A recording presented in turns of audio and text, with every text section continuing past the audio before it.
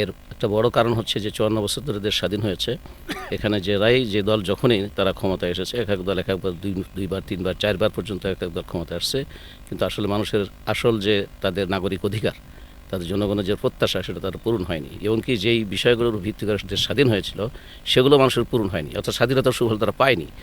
এছাড়াও 2024 জুলাই আগস্টে যে বিপ্লব হয়েছে, এটা আমরা সকলেই জানি যে সেই বিপ্লবের গত সকল জনতা, ছাত্র জনতা সকলেই যে কতগুলো বিষয়ের উপর ঐক্যমত পোষণ করেছে, যে তারা ন্যায়নিষ্ঠ একটি রাষ্ট্র চায়, একটি সংস্কার একটি রাষ্ট্র চায়, এবং যেখানে কোনো ধরনের জুলুম নির্যাতন নিপীড়ন হবে না, জনগণকে বঞ্চিত করবে না, শুধু করবে না, এবং নাগরিক অধিকার তাদেরকে বঞ্চিত করবে। এছাড়াও যে বিষয়গুলো জানেন আপনি, সেটা হচ্ছে যে যেই পরিমাণ চাঁদাবাজি, দখলবাজি, টেন্ডারবাজি, এরপরে মাদক নেশার ব্যাপক প্রসার যুব সমাজকে ধ্বংস করা হচ্ছে, সব কিছু মিলে যে অবস্থাটা সৃষ্টি হয়েছে, এখান থেকে আমাদের দেশের জনগণ তারা নিষ্কৃতি চায়।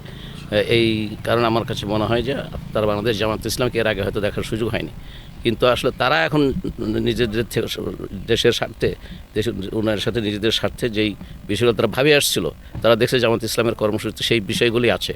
এটা ন্যায়নিষ্ঠ সমাজ, ইনসাফপূর্ণ সমাজ, এবং অসাম্প্রদায়িক একটা দেশ, এবং সব নাগরিকদের মধ্যে পারস্পরিক সম্পর্ক, সৌহার্দ্য, সাম্য।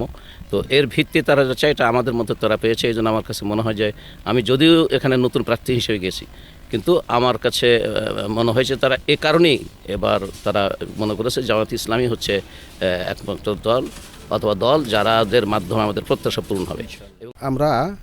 আমরা আগামী জাতীয় সংসদ নির্বাচনে তারাস রায়গঞ্জে একজন সৎ এবং যোগ্য এবং বিশিষ্ট ইসলামী চিন্তাবিদ এবং উচ্চ শিক্ষিত একজন মানুষকে আমরা চাই, যার নেতৃত্বে আগামী এই দুইটা উপজেলায় আমরা যেন একটা পরিবর্তন আনতে পারি। অতীতের মতো আমরা আর এই নির্বাচন চাই না। একজন বিশিষ্ট একজন আলেমকেও আমরা এতে আমরা চাই, এই আসনে আমরা চাই, এটি আমরা প্রত্যাশা করি, এবং একজন খোদাভীরু লোক যেন এই আসনে নির্বাচিত হতে পারে, এটাই আমরা চাই। আমার বাড়ি আমছড়া। আমি এখানে আজকের যে প্রোগ্রামে এসেছি, আসলে আমার উদ্দেশ্য হচ্ছে যে আমাদের গ্রামের প্রার্থী একজন উচ্চ শিক্ষিত মানের একজন ভদ্র ব্যক্তিত্ব, এই জন্য আমি তাকে অন্তরস্থল থেকে ভালোবাসি। এই জন্য আমি সনাতন ধর্ম অবলম্বী পালন করে থাকি, এবং আমি আদিবাসী সম্প্রদায়ের একজন আমছড়া গ্রামের সন্তান। এই জন্য আমি এখানে এসেছি। আর আমার যে প্রত্যাশা সেটা হলো যে আমি আমার এই এলাকার বা এই গ্রামের উন্নয়ন চাই আমি, যাতে সকল বিষয়ে, স্কুল, মসজিদ, মাদ্রাসা, রাস্তাঘাট, সকল বিষয়ে আমাদের এলাকার যদি এমপি থাকে, যাতে সংসদ সদস্যর যদি একজন মনোনীত একজন ব্যক্তিত্ব থাকে, তাহলে আমাদের এই গ্রামের উন্নয়ন হবে, এলাকার উন্নয়ন হবে, তারাস রায়গঞ্জ সলঙ্গার উন্নয়ন হবে। এবং আমরা যারা আদিবাসী সম্প্রদায়ের আছি, ক্ষুদ্র নৃগোষ্ঠী সম্প্রদায়ের যারা জনসাধারণ আছি, আমরা যে কোনো সমস্যা থাকলে, সমস্যায় পড়লে যাতে আমরা উপকৃত হব এবং সেই উপকার থেকে আমরা রক্ষা পাবো, এটাই আমাদের দৃঢ় প্রাণে বিশ্বাস এবং প্রত্যাশা।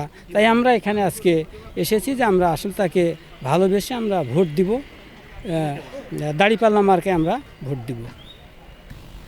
আমরা চাই এমন একটা প্রার্থী যে আমাদের বিশেষ করে নারী সমাজকে বেশি গুরুত্ব দেবে, যে নারীকে সব বিষয়ে নারীকে মর্যাদা দেবে, যাতে নারীরা সমাজে এগিয়ে যেতে পারে, নারীরা যাতে অবহেলিত না হয়, এরকম একটা প্রার্থী আমরা চাই। সবসময় আমরা চাই, আমরা সব প্রার্থীকে আমরা দেখেছি, সব মার্কায় ভোট দিয়েছি, কিন্তু এবার আমরা এটা দেখতে চাই যে আমরা সবাই দাঁড়িপাল্লায় মার্কা ভোট দেব, এরকম একটা প্রার্থী আমরা চাই। যার দাঁড়িপাল্লা মার্কায় যে প্রার্থী আমাদের এখন আছে, এর সব সাইটের যোগ্যতাই আলহামদুলিল্লাহ ভালো।